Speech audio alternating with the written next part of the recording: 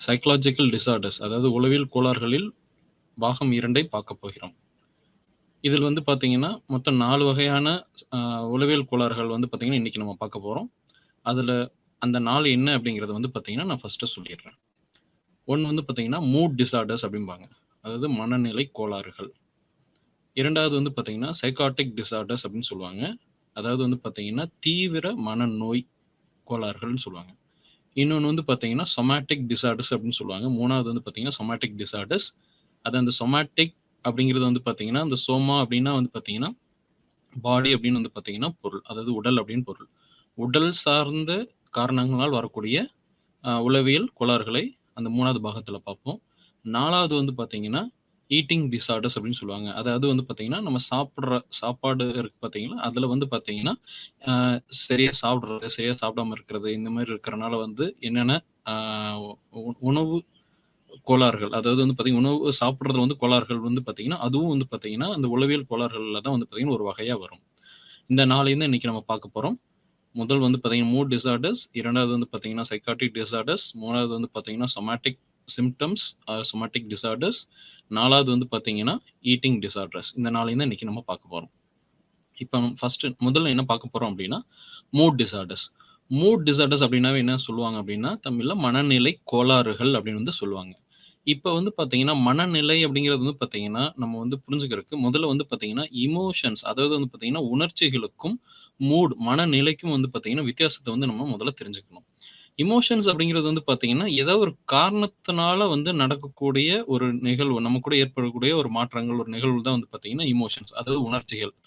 ஏதோ ஒரு காரணம் இருக்கும். அது வந்து பார்த்தீங்கன்னா, ஒரு சிறிது காலம் தான் இருக்கும். பார்த்தீங்கன்னா, இப்ப வந்து பார்த்தீங்கன்னா, நீங்க சந்தோஷம் ஏதாவது ஒரு விஷயத்தினால சந்தோஷம் அடையறீர்கள் என்றால், அப்போ வந்து பார்த்தீங்கன்னா சிரிப்பீங்க. அ அது வந்து பார்த்தீங்கன்னா, அந்த அந்த காரணம் இருக்கிற வரைக்கும் கொஞ்ச நேரம் சிரிப்பீங்க. எப்பவுமே சிரிச்சுக்கிட்டே இருக்க மாட்டீங்க. இது வந்து பார்த்தீங்கன்னா, உணர்ச்சிகள், எமோஷன்ஸ். ஆனா மூட் அப்படிங்கிறது வந்து பார்த்தீங்கன்னா, மனநிலை. இது வந்து பார்த்தீங்கன்னா, ஒரு நீண்ட காலம் வந்து பார்த்தீங்கன்னா, அ ஒரு தெளிவான ஆரம்பம் இல்லாம தொடரக்கூடிய ஒரு விஷயம் தான் வந்து பார்த்தீங்கன்னா, இந்த மூட் அப்படின்னு சொல்லுவோம். அதாவது மனநிலை. இப்போ இது வந்து பார்த்தீங்கன்னா, இந்த மூட் அதாவது இந்த பார்த்தீங்கன்னா, இந்த மனநிலை பாதிக்கப்படும்போது என்ன ஆகும் அப்படின்னா, ஒண்ணு வந்து பார்த்தீங்கன்னா, துன்பம் ஏற்படும். அதாவது டிஸ்ட்ரெஸ் அப்படின்னு ஆங்கிலத்தில சொல்லுவாங்க.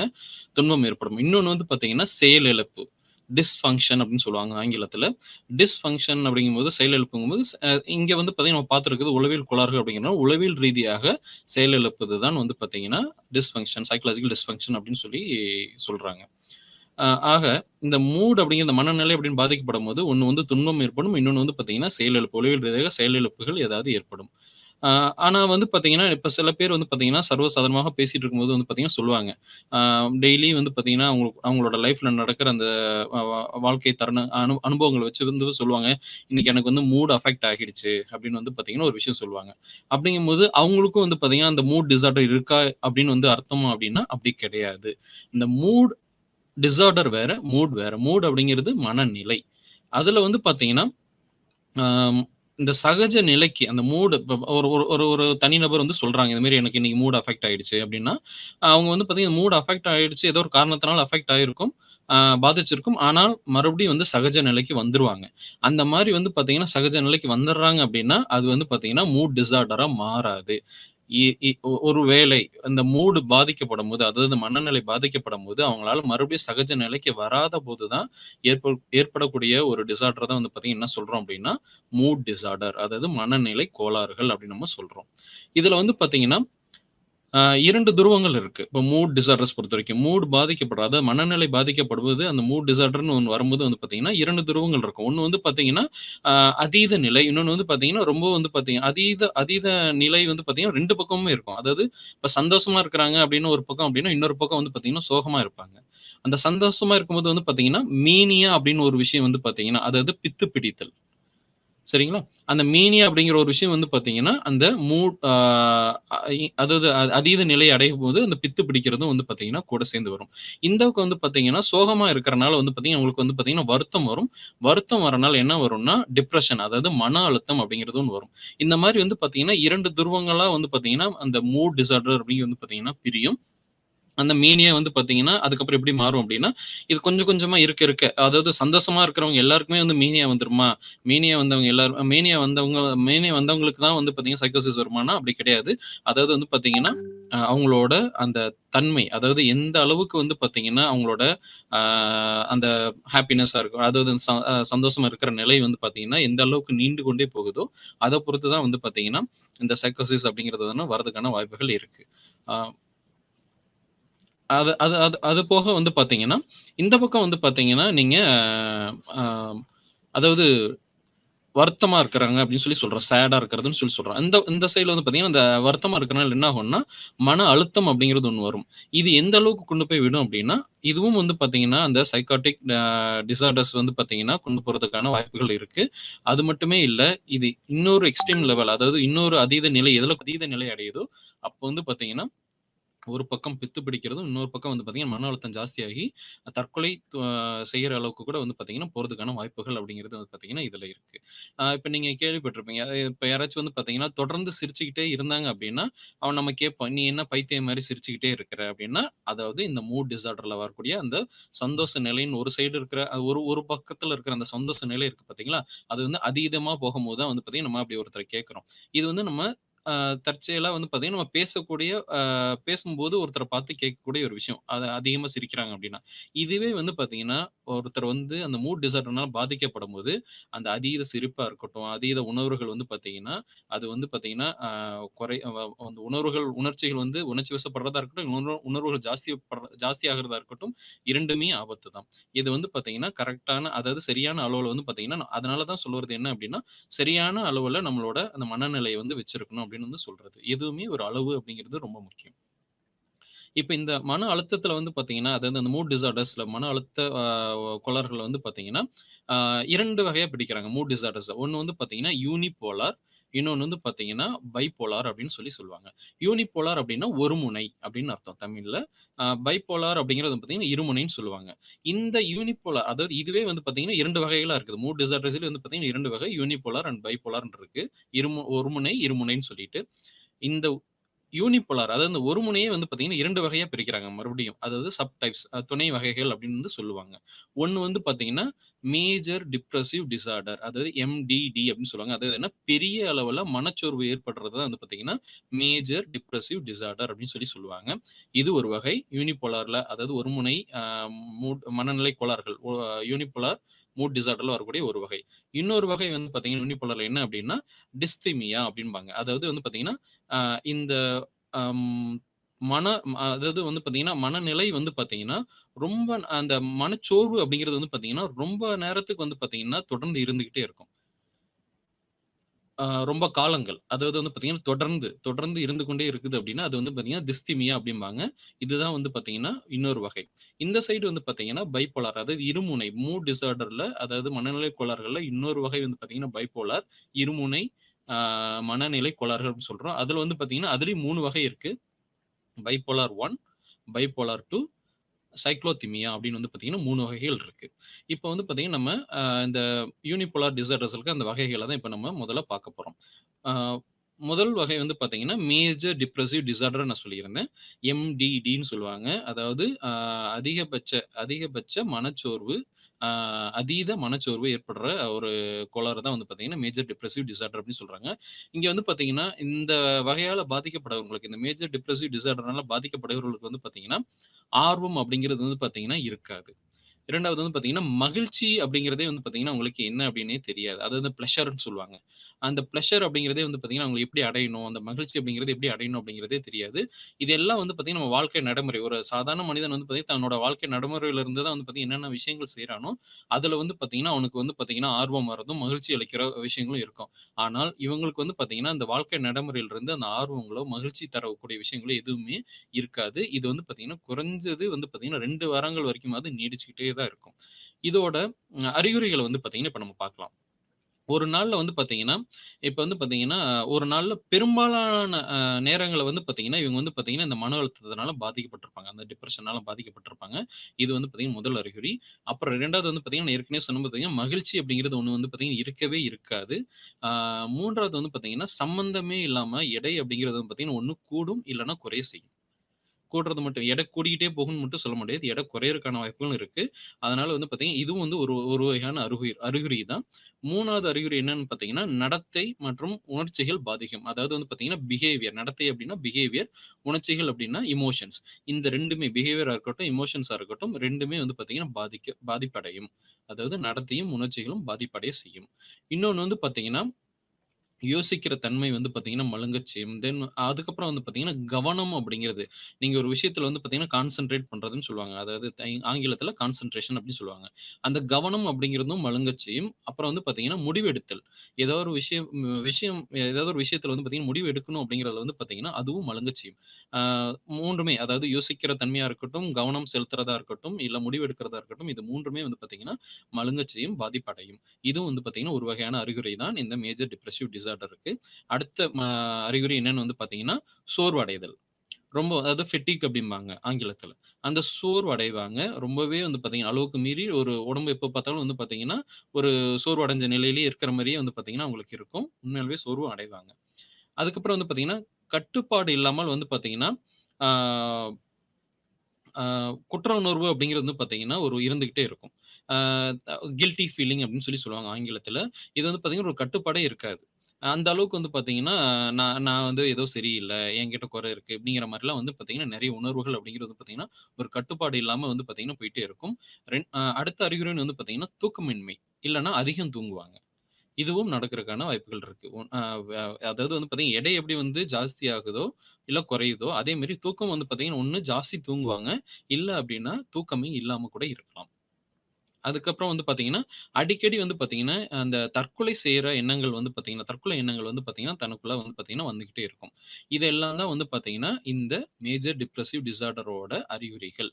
ஆ அடுத்து நம்ம பார்க்க போறது என்ன அப்டின்னா, ஆ டிஸ்திமியா. டிஸ்திமியா அப்படிங்கிறது என்ன அப்டின்னா, பெர்சிஸ்டென்ட் டிப்ரசிவ் டிஸார்டர் அப்படின்னு கூட ஒரு சொல்லுவாங்க ஆங்கிலத்தில. அதாவது வந்து பார்த்தீங்கன்னா, மேஜர் டிப்ரசிவ் டிஸார்டர்ங்கிறது வந்து பார்த்தீங்கன்னா, அதிகப்படியான மனச்சோர்வு கோளாறு அப்படிங்கிறாங்க. இங்க பெர்சிஸ்டென்ட் டிப்ரசிவ் டிஸார்டர்ங்க என்னன்னா, தொடர்ந்து மனச்சோர்வாக இருக்கக்கூடிய கோளாறு தான் வந்து பார்த்தீங்கன்னா, டிஸ்திமியா அப்படிம்பாங்க. அதாவது இது வந்து பார்த்தீங்கன்னா, தொடர்ந்து இருந்துகிட்டே இருக்கும். இந்த மேஜர் டிப்ரசிவ் டிஸார்டர்ங்கிறது வந்து பார்த்தீங்கன்னா, தொடர்ந்து இருக்காது. ஆனால் இந்த டிஸ்திமியா அப்படிங்கிறது யூனிபோலார் மூட் டிஸார்டர்ல வரக்கூடிய ஒரு வகை வந்து பார்த்தீங்கன்னா, தொடர்ந்து இருந்துகிட்டே இருக்கும்.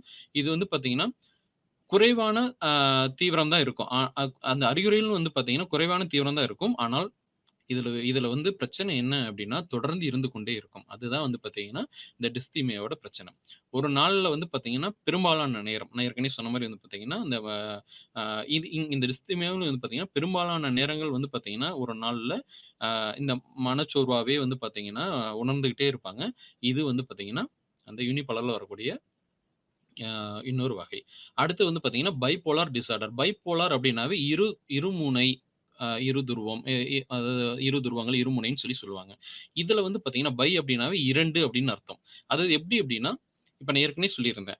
மூட் டிஸார்டர் அப்டின்னாவே, அதாவது மனநிலை கோளாறு அப்டின்னாவே 2 வகையான துருவங்கள் இருக்கும். ஒண்ணு வந்து பார்த்தீங்கன்னா, அதீத சந்தோஷமும் இருக்கும். இன்னொன்னு வந்து பார்த்தீங்கன்னா, அதீத சோகமும் இருக்கும்.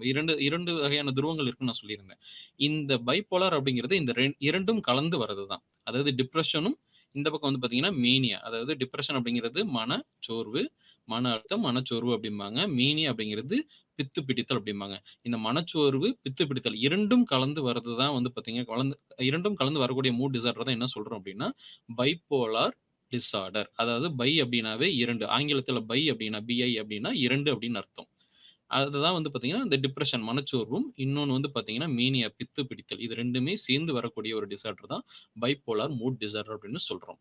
இதுல வந்து பார்த்தீங்கன்னா, வேறுபாடு அதாவது யூனிபோலாருக்கும், பைபோலாருக்கான வேறுபாடு அப்படிங்கிறது என்ன அப்படின்னா, இந்த யூனிபோலார்ல டிப்ரஷன் அதாவது வந்து பார்த்தீங்கன்னா, அந்த மனச்சோர்வு மட்டும் தான் இருக்கும். ஆனால் பைபோலார்ல மனச்சோர்வோடு இந்த பித்து பிடித்தலும் சேர்ந்து வரும். அதுதான் வந்து பார்த்தீங்கன்னா, இந்த யூனிபோலாருக்கும், பைபோலாருக்கும் இருக்கக்கூடிய வேறுபாடு அப்படின்னு சொல்றாங்க.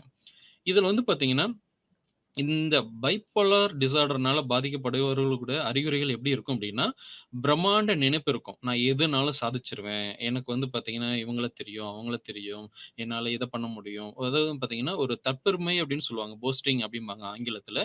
அந்த மாரி வந்து பார்த்தீங்கன்னா, பெரிய விஷயமா எதா இருந்தாலும் வந்து பார்த்தீங்கன்னா, ஒரு பெரிய விஷயம். சில விஷயங்கள நம்மளால கற்பனை பண்ணி பார்க்கவே முடியாது. அந்த அளவுக்கு பார்த்தீங்கன்னா, அந்த மாரி விஷயங்கள் கூட என்னால செய்ய முடியும் அப்படிங்கிற மாரிலாம் ரொம்ப பேசுவாங்க. அது கிராண்டியாசிட்டி அப்படிம்பாங்க ஆங்கிலத்தில. அந்த மாரி பிரம்மாண்ட நினைப்பு அப்படிங்கிறது வந்து பார்த்தீங்கன்னா, அந்த பைபோலார் டிஸார்டர்னால பாதிக்கப்படுறவங்களுக்கு வந்து பார்த்தீங்கன்னா இருக்கும். அப்புறம் வந்து பார்த்தீங்கன்னா, பலதரப்பட்ட யோசனைகள் ஓடும். நீங்க நீங்க இப்ப இப்ப வந்து யோசிக்கலாம் ஒரு விஷயம். என்ன அப்டின்னா, பலதரப்பட்ட யோசனைகள் ஓடுறது நல்லது தானே அப்டின்னா, அது எதுவுமே நான் ஏற்கனவே சொல்லியிருந்தேன். எதுவுமே ஒரு அளவுக்கு தான் ஆ நல்லது அப்டின்னு சொல்லியிருந்தேன்.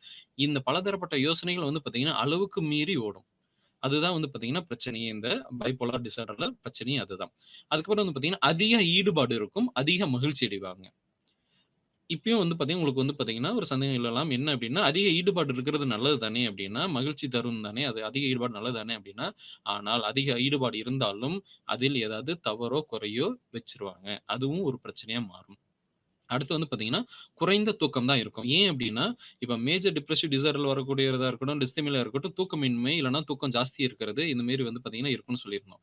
ஆனால் இந்த பைபோலார் டிஸார்டர்னால பாதிக்கப்படுறவங்களுக்கு வந்து பார்த்தீங்கன்னா, தூக்கம் கம்மியா தான் இருக்கும். குறைந்த தூக்கம் தான் இருக்கும். ஏன் அப்டின்னா, இவங்க வந்து பார்த்தீங்கன்னா, பலதரப்பட்ட யோசனைகள் அவங்களுக்குள்ளார ஓடிக்கிட்டே இருக்கிறனால வந்து பார்த்தீங்கன்னா, அந்த தூக்கமின்மை அப்டிங்கிறது அதாவது தூக்கம் குறைவா இருக்கிறக்கான வாய்ப்புகள் இருக்கு. அதுக்கப்புறம் கவனச்சிதறல் அப்டிங்கிறது வந்து பார்த்தீங்கன்னா இருக்கக்கூடிய வாய்ப்புகள் இருக்கு. அதாவது டிஸ்ட்ராக்ஷன் சொல்லுவாங்க. அந்த டிஸ்ட்ராக்ஷன் ஆகுறதுக்கான அந்த சிதறல் அப்படிங்கிறது ஜாஸ்தி இருக்கறதுக்கான வாய்ப்புகள் இருக்கு. அப்புறம் வந்து பார்த்தீங்கன்னா, ஆம் அதிகம் வந்து பார்த்தீங்கன்னா, பேசிக்கிட்டே இருப்பாங்க. இந்த பைபோலார் டிஸார்டர்னால பாதிக்கப்பட்டவங்க அதிகம் பேசிட்டே இருப்பாங்க. அதான் நான் அறிகுறியே சொல்லியிருந்தேன். கிராண்டியாசிட்டி அதாவது வந்து பார்த்தீங்கன்னா, பிரம்மாண்டமா பேசுறது. என்னால எதுவா இருந்தாலும் என்னால செய்ய முடியும் அப்படின்னு வந்து பேசுறனால வந்து பார்த்தீங்கன்னா, இந்த பைபோலார் டிஸார்டர்னால பாதிக்கப்பட்டவங்க அதிகம் பேசிக்கிட்டே இருக்கலாம். அதுக்கப்புறம் வந்து பார்த்தீங்கன்னா, அதிக நாட்டம் இருக்கும். அதாவது இன்வால்வ்மென்ட் அப்படின்னு சொல்லுவாங்க. அந்த இன்வால்வ்மென்ட் இருக்கிறது நல்லதுதான். நாட்டம் இருக்கிறது நல்லதுதானே அப்படின்னு வந்து சொல்லலாம். நான் ஏற்கனவே சொன்ன மாரி வந்து பார்த்தீங்கன்னா, அதிகம் நாட்டம் இருந்தாலும், அது அவர்கள் செய்யக்கூடிய வேலைகள் அதிக நாட்டம் இருந்தாலும், அதில் குறைகளோ, இல்ல வந்து பார்த்தீங்கன்னா, ஏதாவது வந்து சிரமங்களோ இருக்க தான் செய்யும் அவர்களுக்கு. அதுக்கப்புறம் வந்து பார்த்தீங்கன்னா, வலிகள் அதாவது வந்து பார்த்தீங்கன்னா, இந்த மாரி வந்து பார்த்தீங்கன்னா, வலிகள் வந்து பார்த்தீங்கன்னா அதிகம் தரும். இதெல்லாம் வந்து சேர்ந்து என்ன பண்ணும் அப்படின்னா, அவங்களுக்கு ஆ அதிக ஈடுபாடு இருக்கிறனால, அதிகமா மகிழ்ச்சி அடைறனால வந்து பார்த்தீங்கன்னா, நான் ஏற்கனவே சொல்லியிருந்த மாரி எதுவுமே ஒரு அளவுக்கு தான் இருக்கணும் அப்படிங்கும்போது, எல்லாமே வந்து பார்த்தீங்கன்னா, அதிகமா இருக்கிறனால வந்து பார்த்தீங்கன்னா, அவங்களுக்கு சில வலிகள வந்து பார்த்தீங்கன்னா, இந்த பைபோலார் டிஸார்டர் அப்படிங்கிறது வந்து பார்த்தீங்கன்னா தரும். அடுத்து நம்ம பார்க்க போறது என்ன அப்படின்னா, காரணிகள். அதாவது வந்து பார்த்தீங்கன்னா, காரண காரணிகள் காசுவல் ஃபேக்டர்ஸ் அப்படின்னு சொல்லிட்டு ஆங்கிலத்தில சொல்லுவாங்க. இதில வந்து பார்த்தீங்கன்னா, முதல் காரணம் முதல் காரணி அப்படிங்கிறது என்ன வந்து பார்த்தீங்க அப்படின்னா, ப பயாலஜிக்கல் ஃபேக்டர்ஸ் அப்படின்னு சொல்லுவாங்க ஆங்கிலத்தில. அதாவது உயிரியல் காரணங்கள்னு சொல்லுவாங்க. இதில வந்து பார்த்தீங்கன்னா, இந்த உயிரியல் காரணங்கள்ல என்னென்ன காரணங்கள் அப்படிங்கிறத இப்ப நம்ம பார்க்கலாம். அதாவது இந்த பைபோலார் மூட் டிஸார்டர்ஸ் வரதுக்கான காரணங்கள். யூனிபோலாரா இருக்கட்டும், பைபோலாரா இருக்கட்டும், இதுக்கு வரதுக்கான காரணங்கள இப்ப நம்ம பார்க்க போறோம். உயிரியல் காரணங்கள் முதல்ல பார்க்கும்போது பார்த்தீங்கன்னா, மரபணு மாற்றங்கள் தான். தன்னோட தாத்தா வழியில, பாட்டன் வழியில, இல்ல வந்து அப்பா, அம்மாலருந்து வந்து பார்த்தீங்கன்னா, அந்த மரபணுல வந்து பார்த்தீங்கன்னா, இந்த மூட் டிஸார்டர் அதாவது மனநிலை கோளாறு அப்படிங்கிற ஒரு விஷயம் வந்து பார்த்தீங்கன்னா, தொடர்ந்து வருது அப்படின்னா, அது அந்த பிறக்கக்கூடிய குழந்தைக்கும் வந்து பார்த்தீங்கன்னா, இல்ல அடுத்து வரக்கூடிய சங்கதிகளுக்கும் வந்து பார்த்தீங்கன்னா, இந்த மூட் டிஸார்டர் மனநிலை கோளாறுகள் அப்படிங்கிறது வந்து பார்த்தீங்கன்னா, பரவறதுக்கான வாய்ப்புகள் அதிகம் இருக்கிறது. அடுத்து வந்து பார்த்தீங்கன்னா, நியூரோ டிரான்ஸ்மிட்டர் அதாவது நரம்பிய கடத்தி அப்படிம்பாங்க. நரம்பிய கடத்தி அப்படிங்கிறது என்ன அப்படின்னா, இப்ப நம்ம உடம்புல வந்து பார்த்தீங்கன்னா, ஒரு நடக்கக்கூடிய அதாவது அ நம்ம ஒரு ஒரு இன்ஃபர்மேஷன் அப்படி சொல்லுவாங்க. அதாவது அ ஒரு நமக்கு வரக்கூடிய செய்திகள் வந்து பார்த்தீங்கன்னா, நம்ம உடம்புல இருக்கிற அணுக்கள் வந்து பார்த்தீங்கன்னா, ஒரு அணுவிலிருந்து இன்னொரு அணுக்கள் வந்து அந்த அந்த மாரி போகும்போது தான் என்ன ஆகும் அப்படின்னா, இந்த மாரி வந்து பார்த்தீங்கன்னா, அந்த இன்ஃபர்மேஷன் அதாவது அந்த அ ஸ் அம் அ இன்ஃபர்மேஷன் அப்படிங்கிறது வந்து பார்த்தீங்கன்னா, மூளைக்கு வந்து சென்றடையும். அந்த அந்த அதுக்கு பேரு தான் வந்து பார்த்தீங்கன்னா, நியூரோ டிரான்ஸ்மிட்டர் அப்படிம்பாங்க. நரம்பிய கடத்தி. அதுல ஏதாவது பாதிப்பு இருந்தாலும், உயிரியல் காரணங்கள். அதுல ஏதாவது பாதிப்பு இருந்தாலும், அதாவது சரியான அந்த நரம்பிய கடத்தி வந்து பார்த்தீங்கன்னா, அந்த இன்ஃபர்மேஷன வந்து பார்த்தீங்கன்னா, தகவல்கள் வந்து சரியா செலுத்தாதனால, மூளைக்கு சரியான தகவல் சென்றடையாதனால, அந்த நரம்பியல் கடத்தி சரியா செயல்படாதனால கூட வந்து பார்த்தீங்கன்னா இந்த ஆ மூட் டிஸார்டர்ஸ் அதாவது மனநிலை கோளாறுகள் அப்படிங்கிறது வரதுக்கான வாய்ப்புகள் இருக்கு. அடுத்து வந்து பார்த்தீங்கன்னா, ஹார்மோன்ஸ் அப்படின்னு சொல்லுவாங்க. நம்ம உடல்ல உங்களுக்கு நல்லாவே தெரியும். நெறைய அதிகப்படியான சுரப்பிகள் வந்து நெறைய சுரக்குது. அந்த சுரப்பிகள் வந்து பார்த்தீங்கன்னா, அதில ஏதாவது அதீதமாக சுரந்தாலும் அந்த ஹார்மோன்ஸ் அதாவது சுரப்பிகள் வந்து அதிகமாக சுரந்தாலும் சரி, இல்ல அந்த சுரப்பிகள் சுரக்கிறதுல வந்து பார்த்தீங்கன்னா, கம்மியான அளவு இருந்தாலும் சரி, இது 2மே வந்து பார்த்தீங்கன்னா என்ன ஆகும் அப்படின்னா, இந்த மனநிலை கோளாறுகள், அதாவது மூட் டிஸார்டர்ஸ் வரதுக்கான வாய்ப்புகள் ஜாஸ்தி இருக்கு. இப்ப பார்த்தது உயிரியல் காரணங்கள். அடுத்து நம்ம பார்க்கிறது என்ன அப்டின்னா, ஆ உளவியல் ரீதியான சமூக காரணங்கள், அதாவது சைக்கோ சோசியல் ஃபேக்டர்ஸ் அப்படின்னு சொல்லுவாங்க. அதுல வந்து பார்த்தீங்கன்னா, அந்த நம்ம வாழ்க்கக்கூடிய அன்றாட வாழ்க்கையில வந்து பார்த்தீங்கன்னா, ஒரு மன அழுத்தமாவே ஒரு வாழ்க்கை போயிட்டு இருக்கு அப்படின்னா, நம்ம வாழ்க்கையில நடக்கிற நிகழ்வுகள் வந்து பார்த்தீங்கன்னா, நமக்கு மன அழுத்தத்தையே குடுத்துட்டு இருக்கு அப்படின்னா, அதுவும் வந்து பார்த்தீங்கன்னா, அது ஸ்ட்ரெஸ்ஃபுல் லைஃப் ஈவென்ட்ஸ் அப்படின்னு சொல்லிட்டு ஆங்கிலத்தில சொல்லுவாங்க. அந்த வாழ்க்கை நிகழ்வுகள் நமக்கு மன அழுத்தத்தை தந்து கொண்டே இருந்தால், அதுவும் வந்து பார்த்தீங்கன்னா, நமக்கு மனநிலை கோளாறுகள் ஏற்படுறதுக்கான வாய்ப்புகள் இருக்கு. அடுத்து வந்து பார்த்தீங்கன்னா, ஆ குறிப்பிட்ட ஏதாவது வந்து பார்த்தீங்கன்னா, மனநோய். அதாவது சைக்காலஜிக்கல் டயத்தசிஸ் அப்படின்னு சொல்லுவாங்க. வேற ஏதாவது மனநோய் எடுத்துக்காட்டு வந்து பார்த்தீங்கன்னா, நியூரோட்டிசம் நான் சொல்றேன். அதாவது வந்து பார்த்தீங்கன்னா, ஏற்கனவே வந்து நான் இதுக்கு முன்னாடி எடுத்த ஒரு செஷன்லயே சொல்லியிருந்தேன்.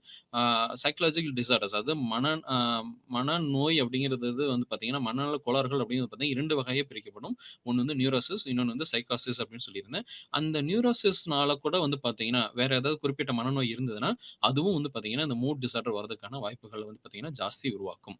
அடுத்து வந்து பார்த்தீங்கன்னா, தனிப்பட்ட காரணிகள்னு சொல்லுவாங்க. அதாவது இன்டர்பர்சனல் ஃபேக்டர்ஸ். அதாவது தனிப்பட்ட ஒரு மனிதனோட தனிப்பட்ட காரணங்கள் கூட வந்து பார்த்தீங்கன்னா, இந்த மூட் டிஸார்டர்ஸ் அதாவது யூனிபோலாரா இருக்கட்டும், இல்ல பைபோலாரா இருக்கட்டும், வரதுக்கான வாய்ப்புகள் இருக்குன்னு சொல்றாங்க. அது எடுத்துக்காட்டுக்கு சொல்லணும்னா, ஒரு குழந்தை தன்னோட குழந்தை பருவத்தில் ஏற்படுகிற அனுபவங்கள், அ நம்ம வந்து பார்த்தீங்கன்னா, நம்மள சுத்தி இருக்கிற விஷயங்கள், சுத்தி நடக்கிற விஷயங்கள், அதுக்கப்புறம் எந்த மாரி ஒரு சூழ்நிலையில நம்ம வாழுறோம், நம்மளோட குடும்ப சூழ்நிலை எப்படி இருக்கு, நம்மளோட பள்ளி பருவம் வந்து எந்த மாரி போச்சு, அதுக்கப்புறம் வந்து பார்த்தீங்கன்னா, நம்மளோட அ ம அ இந்த பள்ளி பருவமா இருக்கட்டும், இல்ல அடுத்தது வரக்கூடிய அந்த அடாலசன்ஸா இருக்கட்டும், இந்த மாரி வந்து பார்த்தீங்கன்னா, அந்த ஒரு பருவங்களும் வந்து பார்த்தீங்கன்னா, எப்படி வந்து பார்த்தீங்கன்னா, ஒரு மனிதன் வந்து தாண்டி வரான் அப்படிங்கிறத பொறுத்து கூட வந்து பார்த்தீங்கன்னா, அதில ஏற்படக்கூடிய அனுபவங்கள் வந்து பார்த்தீங்கன்னா, ஒரு தனிப்பட்ட காரணிகளா வந்து பார்த்தீங்கன்னா, இந்த மூட் டிஸார்டர்ஸ் அப்படிங்கிறது வந்து பார்த்தீங்கன்னா, அஃபெக்ட் ஆகுறதற்கு பெரும்பாலுமான வாய்ப்புகள் இருக்கு. அடுத்து காரணிகள் அப்படின்னு பார்த்தோம்னா, சோசியோ கல்ச்சரல் அதாவது சமூகம் சார்ந்த கலாச்சார காரணிகள் அப்படின்னு சொல்லுவாங்க. இதில வந்து பார்த்தீங்கன்னா, ஆ இப்ப சமூகம் கலாச்சாரம்னு எடுத்துக்கிட்டோம் அப்படின்னா, இப்ப இந்திய கலாச்சாரம் வந்து ஒரு வகையா இருக்கும். இதே மற்ற மேல்நாட்டு கலாச்சாரங்கள் அப்படிங்கிறது வந்து பார்த்தீங்கன்னா, ஒரு வகையா இருக்கும். இந்த கலாச்சாரமே வந்து பார்த்தீங்கன்னா, மாறுபடும்போது என்ன ஆகும் அப்படின்னா, அதுவே வந்து பார்த்தீங்கன்னா, ஒரு காரணிகளா அமையலாம். அதாவது கல்ச்சர்ன்னு சொல்லுவாங்க ஆங்கிலத்தில. அந்த கலாச்சார சீரழிவோ, இல்ல இந்த இல்ல இதுல ஒரு கலாச்சாரம் வந்து பார்த்தீங்கன்னா இருக்குன்னு வச்சுங்க. அந்த ஒரு கலாச்சாரத்தில வந்து பார்த்தீங்கன்னா, ஏதோ தேவையில்லாத விஷயங்கள செய்றாங்க. ஆனா, இன்னொரு கலாச்சாரத்தில தேவையில்லாத விஷயங்கள எதுவும் செய்யல. அந்த தேவையில்லாத விஷயங்கள செய்ய வரும்போது என்ன ஆகும் அப்டின்னா, அந்த கலாச்சார காரணிகளால இந்த மனநிலை கோளாறுகள் அப்படிங்கிறது ஏற்படுறதுக்கான வாய்ப்புகள் அதுவும் ஜாஸ்தி இருக்கு. அடுத்து நம்ம பார்க்க போறது என்ன அப்டின்னா, ட்ரீட்மெண்ட்ஸ் அதாவது சிகிச்சை முறைகள். இந்த மூட் டிஸார்டர்ஸ்க்கு வந்து பார்த்தீங்கன்னா, என்ன மாதிரியான சிகிச்சைகள் இருக்குன்னா, 2 வகையான சிகிச்சைகள் இருக்கு. ஒண்ணு வந்து பார்த்தீங்கன்னா, பயாலஜிக்கல் ட்ரீட்மெண்ட் அப்டிம்பாங்க. அதாவது உயிரியல் சிகிச்சைகள் அப்டின்னு சொல்லுவாங்க. அதுல வந்து பார்த்தீங்கன்னா, இசிடி அதாவது எலக்ட்ரோ கன்வல்சிவ் தெரப்பின்னு ஆங்கிலத்தில சொல்லுவாங்க. அதாவது நீங்க கேள்விப்பட்டிருப்பீங்க. இந்த கரண்ட் ஷாக் அப்டின்னு வந்து பார்த்தீங்கன்னா, ரொம்ப வந்து பார்த்தீங்கன்னா, புரியிற மாரி சொல்லணும்னா, இந்த கரண்ட் ஷாக் குடுக்குறதுன்னு சொல்லுவாங்க. அதாவது வந்து பார்த்தீங்கன்னா, கரண்ட் ஷாக்ன்னா வந்து பார்த்தீங்கன்னா, இப்ப நான் நான் சாதாரணமா நம்ம வந்து பார்த்தீங்கன்னா, வீட்ல இருக்கும்போது நமக்கு ஷாக் அடிக்குதுல்ல, அந்த மாரி வந்து பார்த்தீங்கன்னா, அந்த அளவுக்கு வந்து பார்த்தீங்கன்னா, ஜாஸ்தி வந்து பார்த்தீங்கன்னா, ஷாக் அடிக்காது. ஒரு குறிப்பிட்ட அளவு, அதாவது வந்து பார்த்தீங்கன்னா, அது எந்த அளவுக்கு வந்து பார்த்தீங்கன்னா, அந்த அந்த அம் அ கரண்ட் ஷாக் வந்து குடுக்கணும்னு சொல்லிட்டு, ஒரு அளவுகோல் இருக்கு. அத வந்து கண்ட்ரோல் பண்ண முடியும். அந்த ஒரு மெஷின வச்சு தான் வந்து பார்த்தீங்கன்னா, அந்த கரண்ட் ஷாக் அப்படிங்கிறது குடுப்பாங்க. அதுக்கு பேர் வந்து பார்த்தீங்கன்னா, எலக்ட்ரோ கன்வல்சிவ் தெரப்பி அப்படின்னு சொல்லிட்டு ஆங்கிலத்தில சொல்லுவாங்க. இது ஒரு வகையான உயிரியல் சிகிச்சை தான். இந்த மூட் டிஸார்டர் அதாவது மனக்கோளாறு அந்த மூட் டிஸார்டர்ஸ்க்கு வந்து பார்த்தீங்கன்னா, மனநிலை கோளாறுகளுக்கு வந்து பார்த்தீங்கன்னா குடுக்கக்கூடிய ஒரு வகையான சிகிச்சை தான். அடுத்தது வந்து பார்த்தீங்கன்னா, சைக்காட்ரிக் ட்ரக்ஸ் அதாவது மருந்துகள் தான். வேற எதுவும் கிடையாது. உயிரியல் சிகிச்சையில வந்து பார்த்தீங்கன்னா, எலக்ட்ரோ கன்வல்சிவ் தெரப்பி அதாவது அந்த கரண்ட் ஷாக் குடுத்து சரி பண்றதுக்கு அப்புறம் வரக்கூடிய இன்னொரு விஷயம் என்ன அப்டின்னா, மருந்துகள் தான். இதுல வந்து பார்த்தீங்கன்னா சைக்கியாட்ரிக் ட்ரக்ஸ்ன்னு சொல்லுவாங்க. இதுல வந்து பல தரப்பட்ட அ ம சைக்கியாட்ரிக் ட்ரக்ஸ் அதாவது மருந்துகள் வந்து பார்த்தீங்கன்னா இருக்கு. ஆனால், அது வந்து பார்த்தீங்கன்னா, ஒரு மனிதனோட அளவ பொறுத்து தான். அதாவது எந்த அளவுக்கு வந்து பார்த்தீங்கன்னா, இந்த மனநிலை கோளாறு, இந்த மூட் டிஸார்டர்ஸ் அப்படிங்கிறது வந்து பார்த்தீங்கன்னா, ஒரு தனிப்பட்ட நபர் வந்து பாதிப்படைந்திருக்கார்களோ, அந்த அளவு பொறுத்து தான் வந்து பார்த்தீங்கன்னா, இந்த சைக்கியாட்ரிக் ட்ரக்ஸ் அப்படிங்கிறது வந்து பார்த்தீங்கன்னா, மருத்துவர்களால வந்து பார்த்தீங்கன்னா, ஆ அதாவது பிரிஸ்கிரைப் பண்ணப்படுவாங்க. 2வது சிகிச்சை முறை அப்படின்னு வந்து பார்த்தீங்கன்னா என்னன்னா, நம்ம சைக்காலஜிக்கல் அதாவது சைக்காலஜிக்கலா கொடுக்கக்கூடிய சிகிச்சை முறைகள் தான். அதில வந்து பார்த்தீங்கன்னா, சைக்கோ தெரப்பின்னு சொல்லுவாங்க. இந்த சைக்கோ தெரப்பில வரக்கூடிய விஷயம் என்ன அப்படின்னா, காக்னிட்டிவ் பிஹேவியர் தெரப்பி. அதாவது ஒரு நடத்தையே வந்து பார்த்தீங்கன்னா, தேவையில்லாத நடத்தைகள் தான். இந்த மூட் டிஸார்டர் அப்படிங்கிறது வந்து மனநிலை கோளாறுகள் அப்படிங்கிறது வந்து பார்த்தீங்கன்னா, நடத்தையில ஏற்படக்கூடிய வந்து பார்த்தீங்கன்னா, ஒரு மாறுதல்கள் தான். அதனால வந்து பார்த்தீங்கன்னா, அந்த நடத்தையில ஏற்படக்கூடிய மாறுதல்கள வந்து பார்த்தீங்கன்னா, அந்த சிபிடி அப்படின்னாவே அதுதான். அ அந்த அந்த நடத்தைகள வந்து பார்த்தீங்கன்னா, யோசிக்கிற விதமா இருக்கட்டும், முடிவெடுக்கிற விதமா இருக்கட்டும், இதெல்லாம் சில மாறுதல்கள ஏற்படுத்தி, அந்த நடத்தையில மறுபடியும் வந்து பார்த்தீங்கன்னா, ஏத்துக்கக்கூடிய ஒரு நடத்தையா வந்து மாத்துறது தான் வந்து பார்த்தீங்கன்னா, இந்த காக்னிட்டிவ் பிஹேவியர் தெரப்பி. இந்த காக்னிட்டிவ் பிஹேவியர் தெரப்பி அதாவது சுருக்கமா என்ன சொல்லுவாங்கன்னா, சிபிடி அப்படின்னு சொல்லுவாங்க. இதுவும் வந்து பார்த்தீங்கன்னா, ஒரு வகையான சிகிச்சை முறை தான் இந்த மூட் டிஸார்டருக்கு. இன்னொன்னு வந்து பார்த்தீங்கன்னா, சைக்கோ எஜுகேஷன் சொல்லுவாங்க. அதாவது உளவியல் கல்வி. அதாவது என்ன பண்ணணும்? என்ன செய்யக்கூடாது? அ த அதாவது தான் வந்து என்ன நிலைமையில இருக்கிறாங்க? எதனால இதெல்லாம் செய்றாங்க? அப்படின்னு வந்து பார்த்தீங்கன்னா, ஒரு அவேர்னஸ் அதாவது ஒரு விழிப்புணர்வே இல்லாம இருக்கும். அந்த விழிப்புணர்வுல ஏற்படுத்துறதுக்கு வந்து பார்த்தீங்கன்னா, இந்த உளவியல் கல்வி அப்படிங்கிற விஷயங்கள் வந்து உளவியல் கல்வி மூலியமா இந்த மூட் டிஸார்டர்ஸ் பத்தி அவங்களுக்கு எடுத்து கூறி, இந்த மாரிலாம் பண்ணக்கூடாது. இந்த மாரி தான் நீங்க பாதிச்சிருக்கிறீங்க.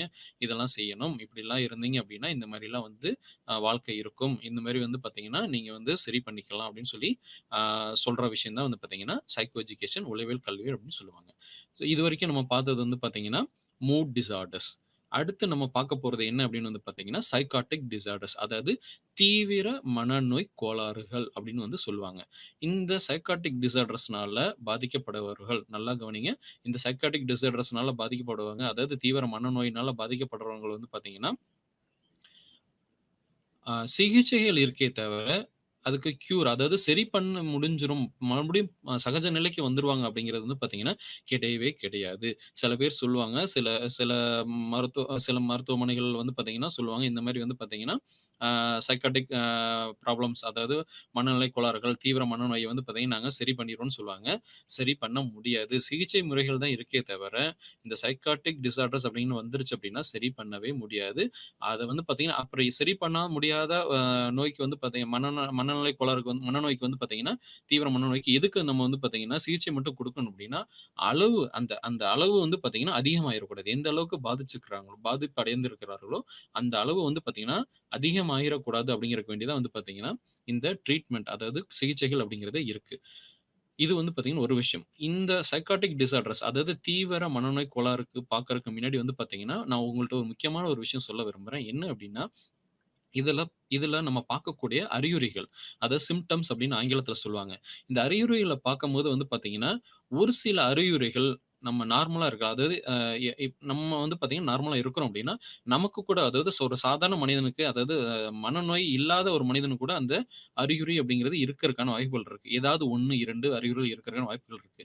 அந்த மாரி இருக்கும்போது அந்த அறிகுறிகள் தனக்கும் இருக்கு. அத வந்து பார்த்தீங்கன்னா, இருக்கிறதுன்னு நெனச்சுட்டு, தனக்கும் மனநோய் இருக்குமோன்னு நெனச்சீங்க அப்டின்னா, அதுவே ஒரு மனநோயா மாறும். அதனால வந்து பார்த்தீங்கன்னா, அறிகுறிகள வந்து பார்த்தீங்கன்னா, எப்பவுமே வந்து பார்த்தீங்கன்னா, சம்மந்தப்படுத்தி பார்க்காதீங்க. இதுல வந்து பார்த்தீங்கன்னா, 1க்கும் 2க்கும் மேற்பட்ட அறிகுறிகள், ஒரு அறிகுறி, 2 அறிகுறி வச்சு மட்டுமே வந்து பார்த்தீங்கன்னா, தீவிர மனநோய் இருக்கு அப்டின்னு வந்து பார்த்தீங்கன்னா, மன கோளாறு இருக்குன்னு அப்டின்னு பார்த்தீங்கன்னா, முடிவு செஞ்சிற மாட்டாங்க. அதனால எப்பவுமே வந்து பார்த்தீங்கன்னா, இந்த அறிகுறிகள் இது வந்து எதுக்கு இப்ப சொல்றேன் அப்டின்னா, இப்போ சொல்லக்கூடிய அறிகுறிகள் வந்து பார்த்தீங்கன்னா, நீங்க வந்து பார்த்தீங்கன்னா, சம்மந்தப்படுத்தி பார்க்கக்கூடாது. உங்களுக்கு இருக்கா? இல்லையான்னு சொல்லிட்டு. அதுக்கு தான் நான் சொல்றது. அப்படி நீங்க சம்மந்தப்படுத்தி பார்க்க ஆரம்பிச்சீங்கன்னா, அதுவே ஒரு மனநோயா மாறும். நான் ஏற்கனவே சொல்லியிருக்கேன். அதுவும் ஒரு வகையா இதுல வந்து வரும். நம்ம இப்ப பார்ப்போம். சரி. இப்போ வந்து பார்த்தீங்கன்னா, தீவிர மனநோய் கோளாறு அப்படிங்கிறதுல வந்து பார்த்தீங்கன்னா, முதல் விஷயம் என்ன அப்படின்னா, ஸ்கிசோஃப்ரெனியா அப்படின்னு ஆங்கிலத்தில சொல்லுவாங்க. அதாவது என்ன அப்படின்னா, ஒருத்தருடைய எண்ணம், செயல் இந்த 2ம் வந்து பார்த்தீங்கன்னா, மாறுபட்டு செயல்படும். அந்த மாரி எண்ணம், செயலும் மாறுபட்டு செயல்படக்கூடிய ஒரு கோளாற தான் மனக்கோளாற தான் என்ன சொல்றாங்க அப்டின்னா, ஸ்கிசோஃப்ரெனியா அப்டின்னு வந்து சொல்றாங்க. அதாவது சம்மந்தம் இல்லாத பேச்சு இருக்கும், சம்மந்தம் இல்லாத நடத்தை இருக்கும், சம்மந்தமே இல்லாத உணர்ச்சிகள் இருக்கும். புரியுதுங்களா? அதனால தான் நான் ஏற்கனவே சொல்லியிருந்தேன். இதுக்கு சிகிச்சை தான் இருக்கே தவிர, சரி பண்ண முடியாதுன்னு நான் ஏற்கனவே சொல்லியிருந்தேன்.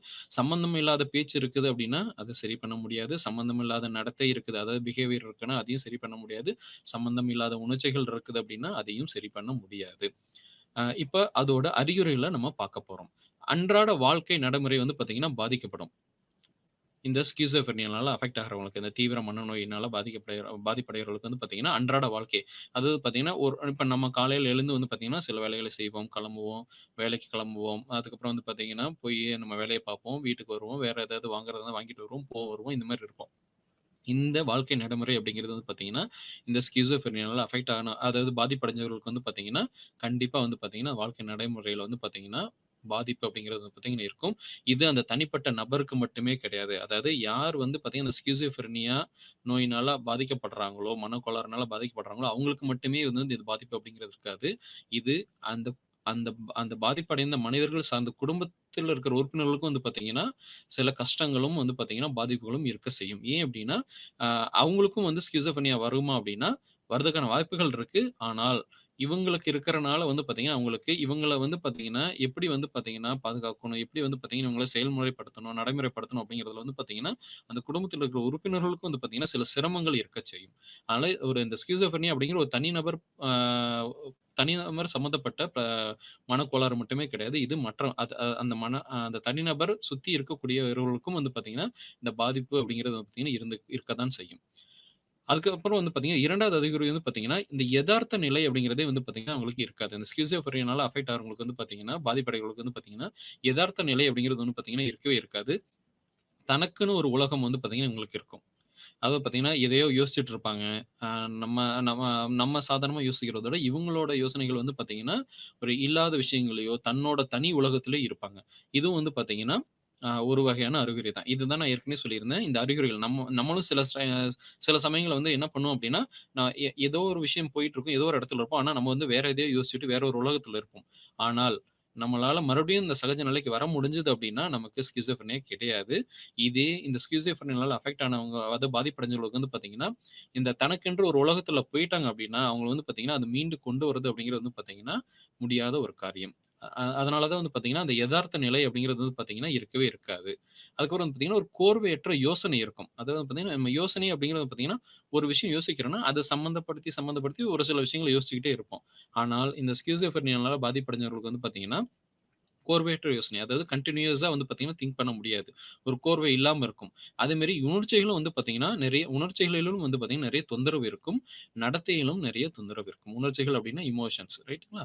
அதுக்கப்புறம் பார்த்தீங்கன்னா, நடத்தை பிஹேவியர்லயும் வந்து பார்த்தீங்கன்னா, சில தொந்தரவுகள் அப்படின்னு இவங்களுக்கு இருந்துகிட்டே இருக்கும். அது போக வந்து பார்த்தீங்கன்னா, முக்கியமான இன்னொரு விஷயம் என்ன அப்படின்னா, சுய பாதுகாப்பு இல்லாம இருக்கும். அதாவது பார்த்தீங்கன்னா, தன்னை வந்து பார்த்தீங்கன்னா, கேர் எடுத்து பார்த்துக்கணும். நம்மள வந்து நல்லா இருக்கணும் அப்படிங்கிற ஒரு எண்ணமே இல்லாம இருக்கும். அதாவது பார்த்தீங்கன்னா, இன்னும் சுருக்கமா சொல்லப்போனா புரியிற மாரி சொல்ல போணும்னா, பல்லு விளக்க மாட்டாங்க, குளிக்க மாட்டாங்க, தன்னை நல்லா ட்ரெஸ் பண்ணிக்க மாட்டாங்க. அ இதெல்லாம் வந்து பல்லு விளக்குறதா இருக்கட்டும், குளிக்கிறதா இருக்கட்டும், ட்ரெஸ் பண்ணிக்கிறதா இருக்கட்டும், இதெல்லாம் வந்து பார்த்தீங்கன்னா என்ன சொல்லுவோம்? செல்ஃப் கேர் அப்படின்னு தான் நம்ம சொல்லுவோம். சுய பாதுகாப்பு. அதாவது நம்மள நம்ம கேர் எடுத்து பார்த்துக்கிறோம் அப்படின்னு தான் அர்த்தம். இது இல்லாம தான் வந்து பார்த்தீங்கன்னா, இந்த ஸ்கிசோஃப்ரெனியால பாதிக்கப்பட்டவங்க இருப்பாங்க. இதுவும் ஒரு வகையான அறிகுறி தான். அதுக்கப்புறம் வந்து பார்த்தீங்கன்னா, இந்த மாரி அறிகுறிலாம் இருக்கிறனால என்ன ஆகும் அப்படின்னா, இவங்களுக்கு வந்து பார்த்தீங்கன்னா வேலை இழப்பு. தனக்குன்னு தனி ஒரு உலகத்துல இருக்கும்போது வந்து பார்த்தீங்கன்னா, அவங்களுக்கு சரிவர வேலைகள செய்ய முடியாது. அதனால க ஒ உருப்படியா வந்து பார்த்தீங்கன்னா, ஒரு வேலைக்கு அப்படிங்கிறது வந்து பார்த்தீங்கன்னா, போக மாட்டாங்க. இதனால என்ன நடக்கும் அப்படின்னா, மற்ற காரணங்கள் என்ன நடக்கும் அப்படின்னா, குடும்பத்தில விரிசல், அதாவது பிரிவுகள் ஏற்படும். வீடு அப்படிங்கிறதே தனக்கு இருக்கறக்கு ஒரு இடமே அப்படின்னு இல்லாத நிலைமை கூட வந்து பார்த்தீங்கன்னா, வரதுக்கான வாய்ப்புகள் இருக்கு.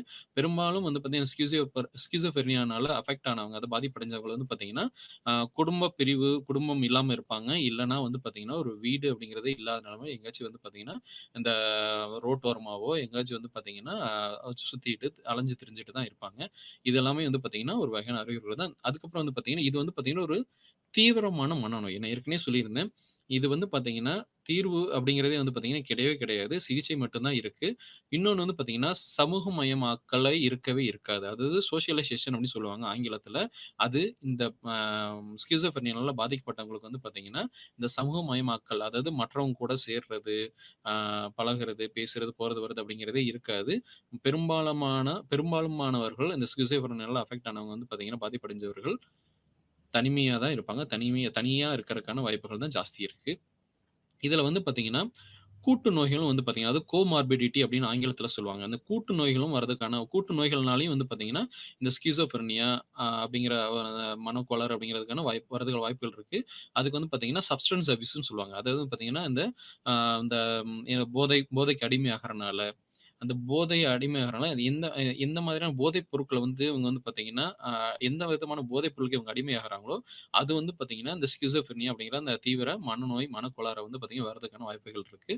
அடுத்து வந்து பார்த்தீங்கன்னா, முக்கியமான அறிகுறி என்ன அப்படின்னா, இதுக்கு வந்து பார்த்தீங்கன்னா 2 அறிகுறிகள் என்ன அப்படின்னா, ஹாலுசினேஷன்ஸ் அப்படின்னு வந்து பார்த்தீங்கன்னா, ஆங்கிலத்தில சொல்லுவாங்க. அதாவது ஃபால்ஸ் பெர்செப்ஷன் அதோட மீனிங் என்ன அப்படின்னா, ஃபால்ஸ் பெர்செப்ஷன் தமிழ்ல என்ன சொல்லுவாங்கன்னா, மாயத் தோற்றம். இது வந்து பார்த்தீங்கன்னா, நீங்க சில படங்கள்ல தமிழ் படங்கள்ல கூட நீங்க பார்த்திருப்பீங்க. என்ன அப்டின்னா, அ இப்ப ஒரு சாதாரணமா ஒரு மனுஷன் நீங்களா இருக்கட்டும், நாங்களா இருக்கட்டும் சாதாரணமா ஒரு மனுஷனுக்கு வந்து பார்த்தீங்கன்னா, ஒரு ஒரு ஏதாவது ஒரு வந்து பார்த்தீங்கன்னா, ஒரு அறையில இருக்கிறோம் அப்டின்னா, நமக்கு வந்து யாருமே இல்ல அப்டின்னா, நமக்கு வந்து யாரும் இல்ல அப்டின்னு தான் வந்து நமக்கு வந்து தெரியும்.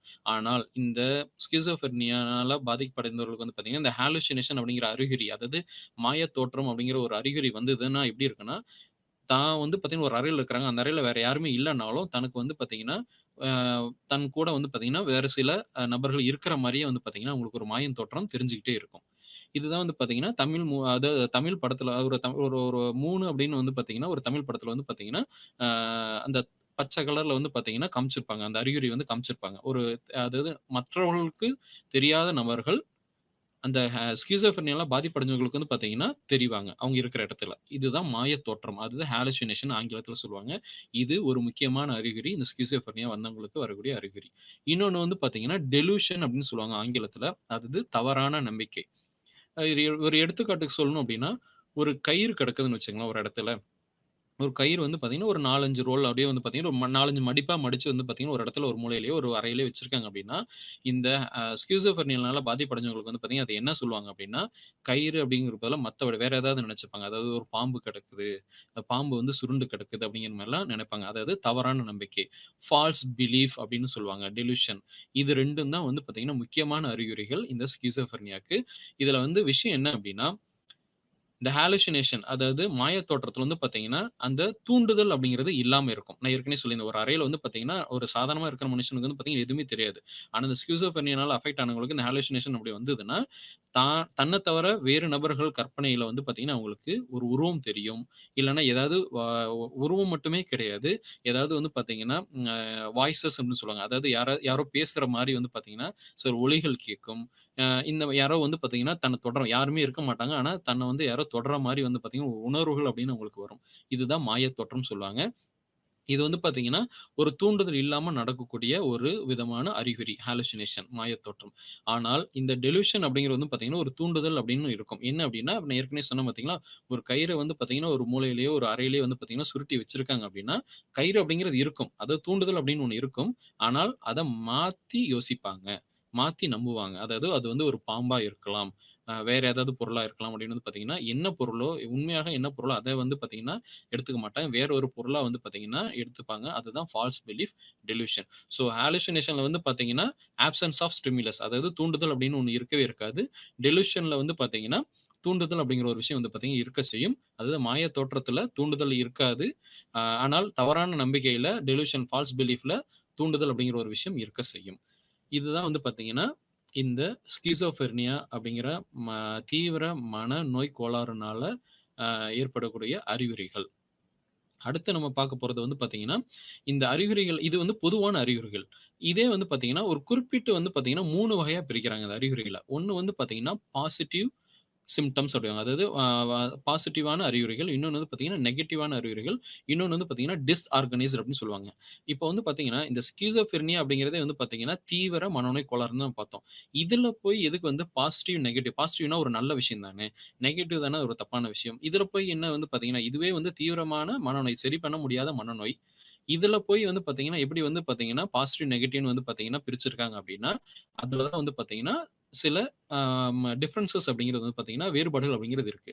அது இந்த பாசிட்டிவ் சிம்ப்டம்ஸ் அதாவது பாசிட்டிவ் அறிகுறிகள் அப்படின்னு நல்ல அறிகுறிகள் அப்படின்னு வந்து பார்த்தீங்கன்னா, என்னன்னு அப்படின்னா, இந்த டெலூஷன்ஸ், ஹாலுசினேஷன் சொன்னோம் பார்த்தீங்களா? இதுதான். ஏன் அப்படின்னா, இந்த நெகட்டிவ் அறிகுறிகள் அதாவது வந்து பார்த்தீங்கன்னா, இந்த அ த தவறான அறிகுறிகள்ல வந்து பார்த்தீங்கன்னா, நமக்கு தெரியவே தெரியாது. இவங்க வந்து ஸ்கிசோஃப்ரெனியானால பாதிக்கப்பட்டிருக்காங்கன்னு. அது என்னென்ன அப்படிங்கிறத இப்ப நான் சொல்றேன். ஆனால் இந்த ஹாலுசினேஷன், டெலூஷன் அந்த மாய தோற்றமா இருக்கட்டும், இல்ல தவறான நம்பிக்கையா இருக்கட்டும், இந்த 2 வந்துருச்சுன்னா நம்ம பார்த்து கண்டுபிடிச்சிரலாம். இவங்க வந்து ஸ்கிசோஃப்ரெனியானால தான் பாதிப்படைஞ்சிருக்காங்க அப்படின்னு. அதனால அந்த கண்டுபிடிக்கிறதுக்கு இந்த 2 காரணங்களும், அதாவது இந்த 2 அறிகுறிகளும் மாய தோற்றமா இருக்கட்டும், ஹாலுசினேஷனா இருக்கட்டும், இல்ல இந்த டெலூஷன் அதாவது தவறான நம்பிக்கையா இருக்கட்டும். இந்த 2ம் வந்து பார்த்தீங்கன்னா, இந்த ஸ்கிசோஃப்ரெனியானால ஒரு ஒரு ஒரு தனிநபர் வந்து பாதிப்படைஞ்சிருக்காங்கன்னு கண்டுபிடிக்கிறதுக்கு இது உதவியா இருக்கிறனால, இந்த 2 அறிகுறிகளும் இது வந்து பார்த்தீங்கன்னா, சரியான அறிகுறிகள். அதாவது பாசிட்டிவ் சிம்ப்டம்ஸ் அப்படின்னு வந்து பார்த்தீங்கன்னா, ஆங்கிலத்தில சொல்றாங்க. இன்னொன்னு வந்து பார்த்தீங்கன்னா, நெகட்டிவ் சிம்ப்டம்ஸ்னு சொல்றாங்க. அதாவது தவறான அறிகுறிகள்னு சொல்றாங்க. இதுல வந்து பார்த்தீங்கன்னா, அ அவலுயேஷன் அப்படின்னு வந்து பார்த்தீங்கன்னா, முதல் அறிகுறி. அதாவது வந்து பார்த்தீங்கன்னா, நாட்டம் தவிர்த்தல். இப்போ வந்து பார்த்தீங்கன்னா, இத தான் நான் என்ன சொல்லணும்னா, பாசிட்டிவ் சிம்ப்டம், நெகட்டிவ் சிம்ப்டம்ஸ் வந்து பிரிச்சுக்கன்னு சொல்றேன். இப்போ ஒருத்தருக்கு வந்து நாட்டம் இருக்கா, இல்லையா நம்மளால கண்டுபிடிக்க முடியுமா? கண்டே பிடிக்க முடியாது. அதனால தான் இதெல்லாம் நெகட்டிவ் சிம்ப்டம்ஸ் வச்சுட்டாங்க. ஆனால், அந்த மாய தோற்றமா இருக்கட்டும், இல்ல தவறான நம்பிக்கையா இருக்கட்டும், இதெல்லாம் இருக்குன்னு ஒருத்தவங்க சொல்லிட்டாங்கன்னா, அதெல்லாம் பாசிட்டிவ் சிம்ப்டம்ஸ் நம்ம கன்ஃபார்ம் பண்ணிறலாம். இவங்களுக்கு ஸ்கிசோஃப்ரெனியா இருக்குன்னு சொல்லிட்டு. ஆனா இந்த நெகட்டிவ் சிம்ப்டம்ஸ் இருக்கிறவங்களுக்கு, தவறான வந்து பார்த்தீங்கன்னா, அறிகுறிகள் இருக்கிறவங்களுக்கு வந்து பார்த்தீங்கன்னா, நம்ம கண்டுபிடிக்க முடியாது. அதுதான் பிரச்சனையே. அதுல ஃபர்ஸ்ட்டு வந்து பார்த்தீங்கன்னா, முதல் இந்த நெகட்டிவ் சிம்ப்டம்ஸ்ல முதல் வகை என்ன அப்டின்னா, ஆவிலியேஷன் அப்டிம்பாங்க. அதாவது நாட்டம் தவிர்த்தல். அதாவது எதுலயுமே வந்து பார்த்தீங்கன்னா, நாட்டம் அப்டிங்கிறது இருக்கவே இருக்காது. அது லேக் ஆஃப் இன்ட்ரெஸ்ட் அப்டிம்பாங்க. அது இருக்கவே இருக்காது. 2வது வந்து பார்த்தீங்கன்னா, அலோகியா அப்டிம்பாங்க. அதாவது பேசவே மாட்டாங்க. ஜாஸ்தி பேச்சு வறுமைன்னு சொல்லுவாங்க. தமிழ்ல வந்து பார்த்தீங்கன்னா, பேச்சு வறுமைன்னு சொல்லுவாங்க. ஆங்கிலத்தில அலோகியா அப்டிம்பாங்க. அதாவது இந்த ஸ்கிசோஃப்ரெனியால பாதிக்கப்பட்டவங்களுக்கு ஏற்படக்கூடிய ஒரு நெகட்டிவ் தவறான அறிகுறிகள் தான் வந்து பார்த்தீங்கன்னா, நெகட்டிவ் சிம்ப்டம் தான் வந்து பார்த்தீங்கன்னா, அலோகியா. ஜாஸ்தி பேசவே மாட்டாங்க. பேசினாலும் 1, 2 வார்த்தை, சம்மந்தம் இல்லாத வார்த்தை, டிஸ்ஆர்கனைஸ்ட் ஸ்பீச் அப்டிம்பாங்க. சம்மந்தம் இல்லாத வார்த்தைகள எ ஏற்படுத்தி பேசுவாங்க. இது வந்து அலோகியா, பேச்சு வறுமை இருக்கும். இன்னொன்னு வந்து பார்த்தீங்கன்னா, அன்ஹெடோனியா அப்படின்னு ஆங்கிலத்தில சொல்லுவாங்க. அதாவது மகிழ்ச்சியா இருக்கறக்கு வந்து பார்த்தீங்கன்னா, மறுப்பு தெரிவிப்பாங்க. அதாவது இன்எபிலிட்டி டூ எக்ஸ்பீரியன்ஸ் பிளஷர் அப்படின்னு ஆங்கிலத்தில சொல்லுவாங்க. பிளஷர் அப்படின்னா மகிழ்ச்சி அப்படின்னு அர்த்தம். இந்த ஸ்கிசோஃப்ரெனியால பாதிக்கப்பட்டவங்களுக்கு அந்த நெகட்டிவ் சிம்ப்டம் தான் வந்து பார்த்தீங்கன்னா, அன்ஹெடோனியா. அதாவது மகிழ்ச்சி அடையறதே வந்து பார்த்தீங்கன்னா, உங்களுக்கு என்ன அப்படின்னே தெரியாது.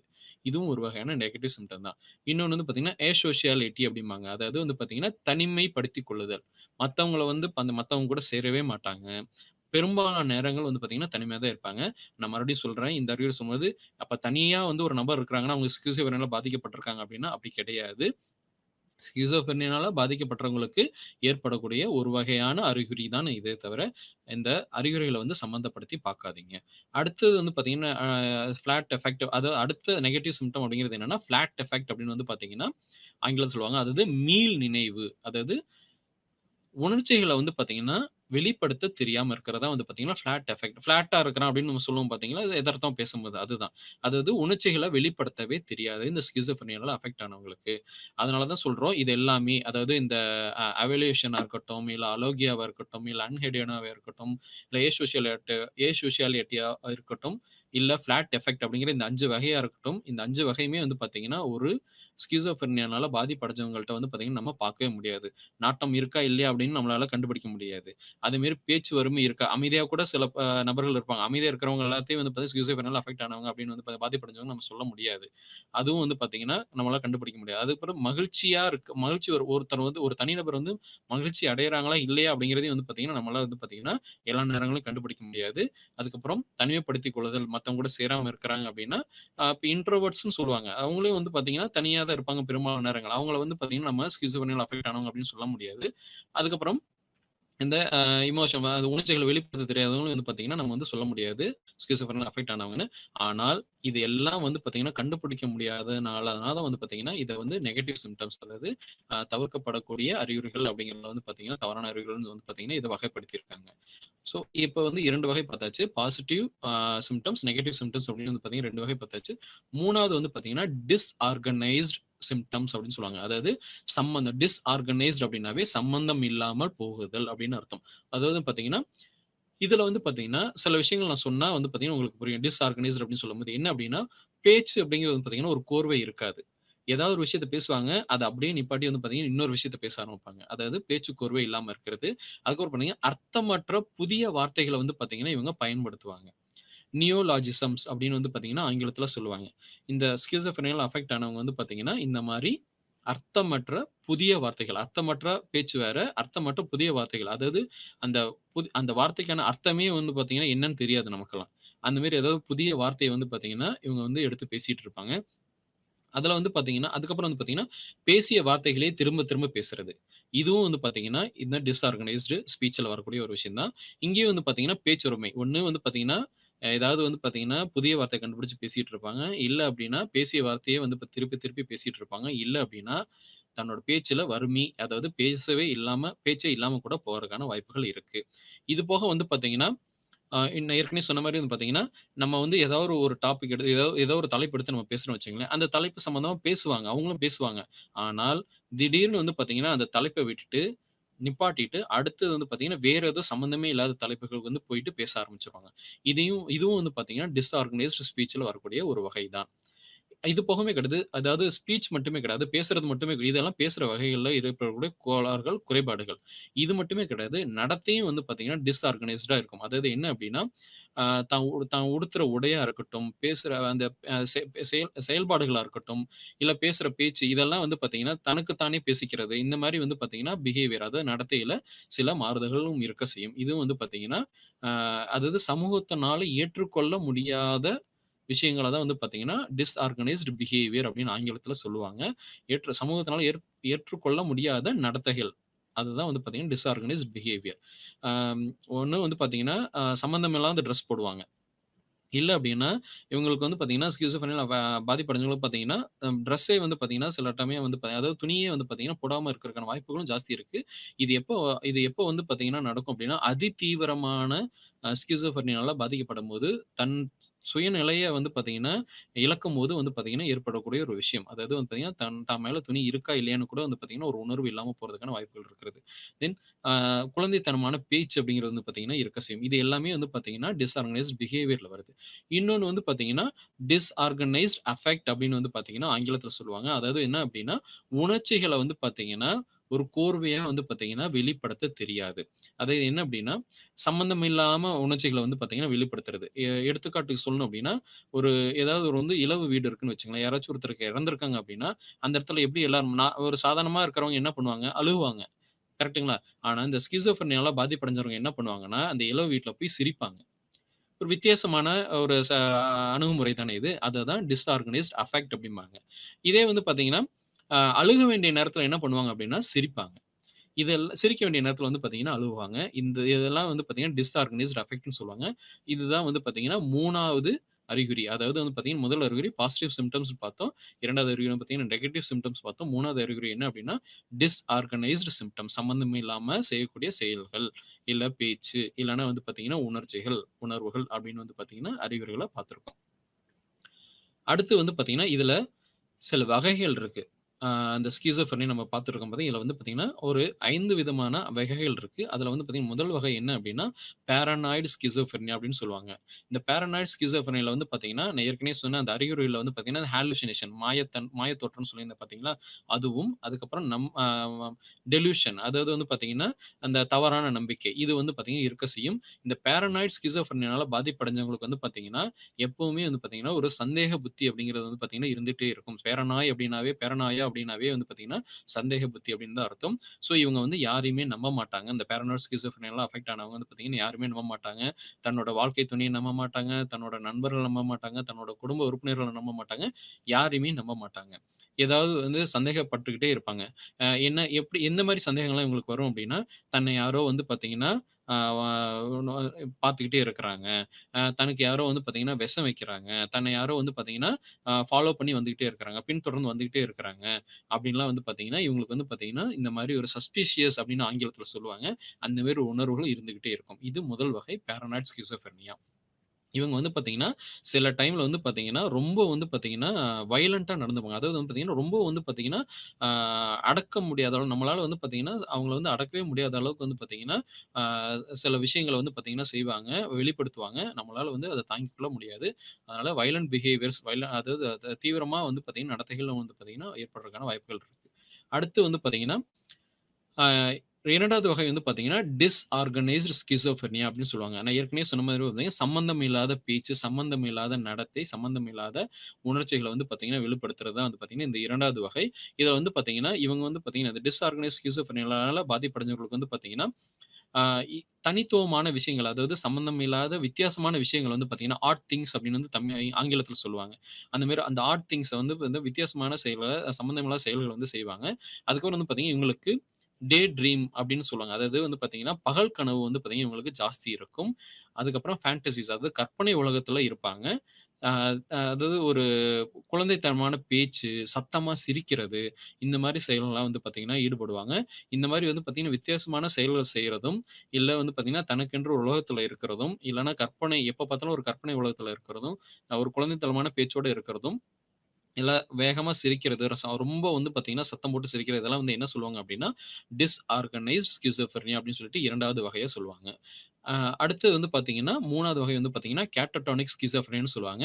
இந்த கேட்டடோனிக் ஸ்கிசோஃப்ரெனியா அப்படிங்கிறது என்ன அப்படின்னா, அதாவது நம்மளோட உடல் பாகங்கள்ல வந்து பார்த்தீங்கன்னா, ஏதாவது வந்து பார்த்தீங்கன்னா, அ வ அ கோளாறுகளோ, இல்ல வந்து பார்த்தீங்கன்னா, ஏதாவது வந்து பார்த்தீங்கன்னா, டிஸ்டர்பன்ஸஸோ இருக்கும். அதாவது என்ன வந்து பார்த்தீங்கன்னா, இந்த கேட்டடோனிக் ஸ்கிசோஃப்ரெனியால பாதிப்படைஞ்சவங்களுக்கு வந்து பார்த்தீங்கன்னா, ஒரு ஏதாவது ஒரு விதமான ஒ நிக்க சொல்றோமோ, இல்ல உட்கார சொல்றோமோ அப்படின்னா, மணிக்கணக்குல, நாள் கணக்குல வந்து பார்த்தீங்கன்னா, இவங்க வந்து பார்த்தீங்கன்னா, ஆ அந்த பொசிஷன் அதாவது அந்த இடத்த வந்து மாத்தாம, அவங்க இருக்கக்கூடிய அந்த போஸ வந்து மாத்தாம, அப்படியே வந்து பார்த்தீங்கன்னா, தொடர்ந்து உட்கார்ந்துகிட்டே இருப்பாங்க. இல்லன்னா நிக்க சொன்னோம் அப்படின்னா, ஏதோ ஒரு கைய தூக்கியோ, இல்ல கால தூக்கியோ ஏதோ நிக்க சொன்னோம் அப்படின்னா, தொடர்ந்து நின்னுட்டே இருப்பாங்க. இதுதான் வந்து பார்த்தீங்கன்னா, கேட்டடோனிக் ஸ்கிசோஃப்ரெனியாம்பாங்க. அமைதியா இருப்பாங்க, பேச மாட்டாங்க. இல்ல அப்படின்னா, ரிப்பிட்டிஷன் ஒரு செஞ்ச விஷயத்த மறுபடியும் மறுபடியும் செஞ்சுகிட்டே இருப்பாங்க. இல்ல அப்படின்னா, ஒருத்தர் செஞ்ச மாரி இமிட்டேட் பண்றதுன்னு சொல்லுவாங்க ஆங்கிலத்தில. அதாவது ஒருத்தர் செஞ்சது மாரியே இவங்க வந்து செஞ்சு செஞ்சு காமிப்பாங்க. இது வந்து என்ன அப்படின்னா, மறுபடியும் மறுபடியும் செஞ்சுக்கிட்டே இருப்பாங்க. ஒரு வெறியோட செய்வாங்க. அதுதான் வந்து பார்த்தீங்கன்னா, இந்த 3வது வகை கேட்டடோனிக் ஸ்கிசோஃப்ரெனியா. இந்த 4வது வகை என்ன அப்படின்னா, இப்ப நம்ம பார்த்தோம் பார்த்தீங்களா, அந்த 3 வகை. பேரனாய்ட் ஸ்கிசோஃப்ரெனியா, டிஸார்கனைஸ்ட் ஸ்கிசோஃப்ரெனியா, கேட்டடோனிக் ஸ்கிசோஃப்ரெனியா. இந்த 3 நிலையும் இல்லாம வந்து பார்த்தீங்கன்னா, இருக்கக்கூடிய ஒரு வகை தான் என்ன சொல்லுவோம்னா, அன்டிஃபரன்ஷியேட்டட் டைப் ஸ்கிசோஃப்ரெனியா அப்படின்னு சொல்லுவாங்க. அதாவது நம்ம முதல் பார்த்த 3 ஆ வகைகள்ல வராத ஒரு வகை தான் வந்து பார்த்தீங்கன்னா, 4வது வகையா சொல்லுவாங்க. அந்த முதல் வர 3 வகைகள் ஏற்படுகிற அறிகுறிகள் எதுவுமே இருக்காது. வித்தியாசமா இருக்கும். அதுதான் வந்து பார்த்தீங்கன்னா, எதுன்னே சொல்ல முடியல அப்படிங்கிறனால தான் இதுக்கு பேரே வந்து பார்த்தீங்கன்னா, அன்டிஃபரன்ஷியேட்டட் டைப் ஸ்கிசோஃப்ரெனியான்னு சொல்லுவாங்க. அடுத்தது வந்து பார்த்தீங்கன்னா, 5வதா ஒரு வகை இருக்கு. அது வந்து பார்த்தீங்கன்னா, ரெசிடுயல் டைப் அப்படிம்பாங்க. அதாவது ஒரு குறிப்பிட்ட ஆ அளவு இல்லன்னா காலம் ஒரு பகுதி மட்டும் தான் வந்து பார்த்தீங்கன்னா, ஸ்கிசோஃப்ரெனியா அப்படின்னு இருக்கும். அதுக்கப்புறம் அவங்கள்ட்ட ஸ்கிசோஃப்ரெனியா அதாவது இந்த தீவிர மனநோய் கோளாறு அப்படிங்கிறதே வந்து பார்த்தீங்கன்னா, இருக்கவே இருக்காது. ஏதாவது ஒரு எபிசோட் அதாவது ஒரு குறிப்பிட்ட காலம் மட்டும் தான் இருக்கும். அது மாரி இருந்தது அப்படின்னா, அத ரெசிடுயல் டைப்ன்னு சொல்றாங்க. இந்த மாரி 5 வகைகள் வந்து பார்த்தீங்கன்னா, இந்த ஸ்கிசோஃப்ரெனியா அப்படிங்கிற தீவிர மனநோய் கோளாறுல வந்து பார்த்தீங்கன்னா இருக்கு. இதுல வந்து பார்த்தீங்கன்னா, இது போக மத்த வேற பல சைக்காட்ரிக் டிஸார்டர்ஸ் அது வேற பல தீவிர மனநோய்கள்லாம் என்ன இருக்கு அப்படின்னா, அதுல வந்து பார்த்தீங்கன்னா, ஒரு 4 வகைகள் இருக்கு. அதுல முதல் வகை என்ன அப்டின்னா, ஸ்கிசோஃப்ரெனிஃபார்ம் டிஸார்டர். அதாவது என்ன அப்டின்னா, நான் ஏற்கனவே சொன்னேன் பார்த்தீங்களா, இந்த பகுதி நேரம் மட்டும், அதாவது குறிப்பிட்ட காலம் மட்டும் வந்து பார்த்தீங்கன்னா, இருக்கக்கூடியது தான் வந்து பார்த்தீங்கன்னா, அ அ இந்த ரெசிடுயல் டைப்ன்னு சொல்லியிருந்தேன். அந்த மாரி குறிப்பிட்ட பகுதி மட்டும் ஒரு இந்த ஸ்கிசோஃப்ரெனியா வருது அப்டின்னா, அத வந்து பார்த்தீங்கன்னா, இந்த மற்ற தீவிர மனநோய் கோளாறுகள என்ன சொல்றாங்க அப்டின்னா, ஸ்கிசோஃப்ரெனிஃபார்ம் டிஸார்டர்ன்னும் சொல்லுவாங்க. இதனால என்ன ஆகும் அப்டின்னா, ஆ அவங்களோட வாழ்க்கை அப்படிங்கிறது வந்து பார்த்தீங்கன்னா, நடைமுறை பாதிக்கப்படும். ஆ இவங்க வந்து பார்த்தீங்கன்னா, மறுபடியும் வந்து பார்த்தீங்கன்னா, இந்த நார்மல் லைஃப் வந்து பார்த்தீங்கன்னா நார்மலா வந்து பார்த்தீங்கன்னா தெரிவாங்க. அந்த குறிப்பிட்ட பகுதி மட்டும் தான் வந்து பார்த்தீங்கன்னா, அந்த ஸ்கிசோஃப்ரெனிஃபார்ம் டிஸார்டர் அப்படிங்கிறது பார்த்தீங்கன்னா வரும். அதாவது ஸ்கிசோஃப்ரெனியாவோட சிம்ப்டம்ஸ் அது அறிகுறிகள் அப்படிங்கிறது பார்த்தீங்கன்னா வரும். இது வந்து பார்த்தீங்கன்னா, முதல் வகை. அடுத்து வந்து பார்த்தீங்கன்னா, ஸ்கிசோ அஃபெக்டிவ் டிஸார்டர்ஸ் அப்படின்னு சொல்லுவாங்க. அதாவது ஸ்கிசோ அஃபெக்டிவ் டிஸார்டர் அப்படிங்கிறது என்ன அப்படின்னா, ஸ்கிசோஃப்ரெனியாவோட அறிகுறிகள். அதாவது ஸ்கிசோஃப்ரெனியாவோட அறிகுறிகள் என்ன? தீவிரமான அறிகுறிகள் என்ன? ஹாலுசினேஷன் மாயத் தோற்றமும், டெலூஷன் தவறான நம்பிக்கையும் தான். ரைட்டுங்களா? இந்த மாயத் தோற்றமும், தவறான நம்பிக்கை கூட இன்னொன்னு சேர்ந்து வரும். என்ன அப்டின்னா, மூட் டிஸார்டர். நம்ம ஃபர்ஸ்ட் பார்த்தோம் பார்த்தீங்களா? Mood disorder. அந்த மூட் டிஸார்டரும், ஸ்கிசோஃப்ரெனியாவும் 2ம் சேர்ந்து வருது அப்டின்னா, அதுக்கு பேரு தான் ஸ்கிசோ அஃபெக்டிவ் டிஸார்டர்ன்னு சொல்லுவாங்க. இந்த மூட் டிஸார்டர்ல வந்து பார்த்தீங்கன்னா, டிப்ரஷன், மேனியான்னு 2 விஷயம் வரும்னு சொல்லியிருந்தேன். அதாவது பித்து பிடிக்கிறது, மனசோர்வு அடையறது. ஆக, இந்த மாயத் தோற்றமும், தவறான நம்பிக்கையும், அதுக்கப்புறம் வந்து பார்த்தீங்கன்னா, மனச்சோர்வும், பித்து பிடித்தலும் இது எல்லாமே சேர்ந்து கலந்து வர்றது தான் வந்து பார்த்தீங்கன்னா, என்ன சொல்லுவாங்க அப்டின்னா, ஸ்கிசோ அஃபெக்டிவ் டிஸார்டர்ன்னு சொல்லுவாங்க. அடுத்து வந்து பார்த்தீங்கன்னா, டெலூஷனல் டிஸார்டர்ன்னு சொல்லுவாங்க. அதாவது திடமான, நிரந்தரமான நம்பிக்கை இருக்கும். அதாவது என்ன அப்டின்னா உணர்ச்சி அதாவது ஒரு ரியாலிட்டியோட வந்து பார்த்தீங்கன்னா, இவங்க ஒத்து போக மாட்டாங்க. அதாவது உண்மை என்னவோ அதோட ஒத்து போக மாட்டாங்க. நான் ஏற்கனவே சொல்லியிருந்தேன். டெலியூஷன் அப்படின்னாவே வந்து பார்த்தீங்கன்னா, தவறான நம்பிக்கைன்னு அர்த்தம். இந்த தவறான நம்பிக்கை வந்து பார்த்தீங்கன்னா, ரொம்ப திடமாவும், ரொம்ப நிரந்தரமாவும் இருந்து இருக்க செய்யும். அந்த நம்பிக்கை அப்படிங்கிறது. அததான் வந்து பார்த்தீங்கன்னா, டெலியூஷன் சொல்றோம். இதுல வந்து பார்த்தீங்கன்னா, ஸ்கிசோஃப்ரெனியாவோட அறிகுறிகள் எதுவுமே வந்து பார்த்தீங்கன்னா வராது. இதுல தவறான நம்பிக்கைகள் சார்ந்த அந்த டெலியூஷன்ஸ் அது மட்டும் தான் இருக்குமே. அந்த அறிகுறிகள் மட்டுமே இருக்குமே தவிர, ஸ்கிசோஃப்ரெனியாவோட அறிகுறிகள் எதுவுமே வராது. அது வந்து பார்த்தீங்கன்னா, டெலியூஷனல் டிஸார்டர்ஸ்ன்னு சொல்றோம். இது 3வது வகை. 4வது வகை வந்து பார்த்தீங்கன்னா, பிரீஃப் சைக்காட்டிக் டிஸார்டர். அதாவது வந்து பார்த்தீங்கன்னா, திடீர்னு வந்து பார்த்தீங்கன்னா வந்துட்டு போகும். அந்த தீவிர மனநோய் வந்து பார்த்தீங்கன்னா, திடீர்னு வந்துட்டு போகும். அதுக்கு எப்ப வருதுன்னு அப்படின்னு கூட தெரியாது. சில நாட்களுக்கு இருக்கும். ஆனால் வந்து பார்த்தீங்கன்னா இத வந்து பார்த்தீங்கன்னா, ஸ்கிசோஃப்ரெனியாவா அப்படின்னு வந்து பார்த்தீங்கன்னா, நம்ம ஆராய்ச்சி செஞ்சு பார்த்தோம் அப்படின்னா, ஸ்கிசோஃப்ரெனியாவே இருக்கவே இருக்காது. அந்த மாரி வந்து எப்படி வந்து பார்த்தீங்கன்னா, அந்த ஸ்கிசோஃப்ரெனியால ஒரு டைப் ரெசிடுவல் டைப்ன்னு வருதோ, அதே மாரி தீவிர மனநோயில இருக்கக்கூடிய எதுவுமே திடீர்னு வந்துட்டு போகக்கூடிய ஒரு வகை தான் வந்து பார்த்தீங்கன்னா, பிரீஃப் சைக்காட்டிக் டிஸார்டர். பிரீஃப் அப்படின்னாவே வந்து பார்த்தீங்கன்னா, ஆங்கிலத்தில பிரீஃப் அப்படின்னாவே என்ன அர்த்தம் அப்படின்னா, தமிழ்ல குறுகிய காலம்னு அர்த்தம். அந்த மாரி குறுகிய காலம் மட்டும் வந்து பார்த்தீங்கன்னா, இருந்துட்டு வரக்கூடிய காலம் மட்டும் இருந்துட்டு, அதுக்கப்புறம் இல்லாம இருக்கிறது வந்து பார்த்தீங்கன்னா, பிரீஃப் சைக்காட்டிக் டிஸார்டர்ஸ் அப்படின்னு சொல்லுவாங்க. இதுதான் வகைகள். அடுத்து வந்து பார்த்தீங்கன்னா, நம்ம காரணிகள் நம்ம பார்க்க போறோம். காரணிகள் பார்க்க போறோம். இந்த ஸ்கிசோஃப்ரெனியா வரதுக்கு. முதல் காரணங்கள் வந்து பார்த்தீங்கன்னா, பயாலஜிக்கல் ஆ ரீசன்ஸ், ஃபேக்டர்ஸ் அப்படின்னு சொல்லுவாங்க. அதாவது உயிரியல் காரணங்கள். அது ஏற்கனவே நம்ம பார்த்ததுதான் மரபணு காரணமா இருக்கலாம். இல்லன்னா ப்ரீநேட்டல் அதாவது குழந்தை உருவாகுதல் ஒரு தாயோட கருப்பையில உருவாகும்போது, இல்லன்னா குழந்தை பிறக்கும்போது, அந்த அந்த தாய் வந்து பார்த்தீங்கன்னா, எந்த மாரியான வந்து பார்த்தீங்கன்னா, மருந்து எடுத்துக்கிறாங்க, எந்த மாரியான சாப்பாடு எடுத்துக்கிறாங்க அப்படிங்கிறத பொறுத்து வந்து பார்த்தீங்கன்னா, அது கூட வந்து பார்த்தீங்கன்னா, இந்த ஸ்கிசோஃப்ரெனியா வரதுக்கு ஒரு உயிரியல் காரணங்களா அமையலாம். அதுக்கப்புறம் வந்து பார்த்தீங்கன்னா, இன்னொரு வகையான காரணம் வந்து பார்த்தீங்கன்னா, சைக்கோ சோசியல் ஆர் கல்ச்சரல்னு சொல்லுவாங்க. அதாவது உளவியல் சார்ந்த சமூக, கலாச்சார காரணங்களால வரலாம். அதாவது யார் கூட பழகுறாங்க, இன்டர்பர்சனல் ரிலேஷன்ஷிப் யார் கூட பேசுறாங்க, பழகுறாங்க அப்படிங்கிறத பொறுத்து வந்து பார்த்தீங்கன்னா, இந்த ஸ்கிசோஃப்ரெனியா அப்படிங்கிறதுக்கான வரதுக்கு வாய்ப்புகள் இருக்கு. தென் எந்த மாரியான ஒரு இடத்துல வாழ்றாங்க. இப்ப வந்து பார்த்தீங்கன்னா, ஒரு கலாச்சார சீரழிவு அப்படிங்கிறது வந்து பார்க்கும்போது பார்த்தீங்கன்னா, இப்ப வந்து பார்த்தீங்கன்னா, இந்த கஞ்சா சம்மந்தமான அ சீரழிவு அப்படிங்கிறது வந்து பார்த்தீங்கன்னா, நெறைய இடத்துல இப்ப நம்ம சமூகத்துல பார்த்துட்டு வரோம். இந்த கஞ்சா எடுத்துக்கிற கலாச்சார சீரழிவுனால கூட வந்து பார்த்தீங்கன்னா, இந்த ஸ்கிசோஃப்ரெனியா அப்படிங்கிற அ ஒரு மனநோய் தீவிர மனநோய் வரதுக்கான வாய்ப்புகள் ஜாஸ்தி இருக்கு. இதுக்கான சிகிச்சைகள் வந்து பார்த்தோம் அப்படின்னா, உயிரியல் சிகிச்சைன்னு வந்து பார்த்தீங்கன்னா, மெடிசின்ஸ் அதாவது பார்த்தீங்கன்னா, சைக்காட்ரிக் ட்ரக்ஸ் ஏற்கனவே சொன்ன மாரி வந்து பார்த்தீங்கன்னா, அளவ பொறுத்து வந்து பார்த்தீங்கன்னா, சைக்காட்ரிக் ட்ரக்ஸ் அப்படிங்கிறது வந்து பார்த்தீங்கன்னா, மருத்துவர்கள் வந்து பார்த்தீங்கன்னா சொல்லுவாங்க. இன்னொன்னு வந்து பார்த்தீங்கன்னா, இசிடி எலக்ட்ரோ கன்வல்சிவ் தெரப்பி ஏற்கனவே சொன்ன மாரி பார்த்தீங்கன்னா, அந்த கரண்ட் ஷாக்ன்னு சொல்லி ஒரு சிகிச்சை இருக்கு பார்த்தீங்களா, அத குடுப்பாங்க.